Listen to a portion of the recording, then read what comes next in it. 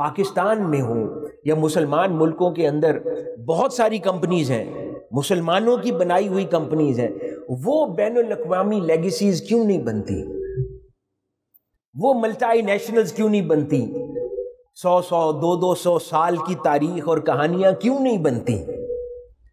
اس کے برعکس ایپل کیوں دنیا کا ایک فینومینا بن جاتی ہے؟ مائکروسافٹ کیوں دنیا کا ایک مؤثر فینومینا بن جاتا ہے؟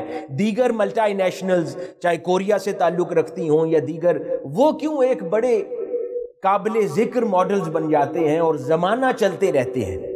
اور اس کے برعکس مسلمان دنیا سے کوئی ایسی قابل ذکر بڑی کمپنی جس کی زمانہ مثال دے، کوئی ایک نظر نہیں آتی۔ اس کی وجہ پتہ کیا ہے؟ یہ آقا علیہ الصلوۃ والسلام کا حکم مبارک اور آپ کی تعلیم، اس کا اطلاق یہاں بھی ہوتا ہے، کیونکہ ان کمپنیز کے جو ماتحت ہیں، مسلمانوں کا بدقسمتی سے رویہ یہ ہے، یہ اپنے ملازمین کے ساتھ اچھے نہیں ہیں۔ بڑوں کی تنخواہیں وقت پر دی جاتی ہیں، کمزور کی نہیں دی جاتی۔ بڑوں کے انکریمنٹس زیادہ لگتے ہیں، کمزور کے تھوڑے لگتے ہیں۔ ہر سہولت بڑوں کے لیے ہے، چھوٹوں کے لیے نہیں ہے۔ ہمارا نظام ہی الگ ہے۔ ان کی کفالت نہیں کی جاتی، ان کی سرپرستی نہیں کی جاتی، انہیں سنبھالا نہیں جاتا، ان کو جاب انسیکیورٹیز ہے، تحفظ نہیں ہے، زندگی کی ضروریات ان کی ان کمپنیز میں رہتے ہوئے پوری نہیں ہوتی، ہر روز امپلائی ڈرتا رہتا ہے۔ نتیجتاً اللہ پاک ان کمپنیز کو بھی برکتیں عطا نہیں کرتا۔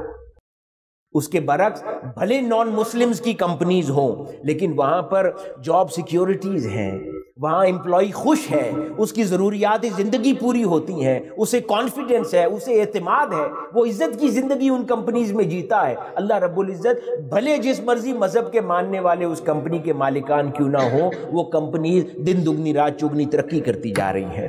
تو اس حدیث مبارکہ سے ہمیں دونوں پہلوؤں سے یہ بات سمجھ آتی ہے کہ اللہ رب العزت نے دین کے ساتھ معاشی استحکام کو نہیں جوڑا، اللہ رب العزت نے انسانیت کے ساتھ معاشی استحکام کو جوڑا ہے۔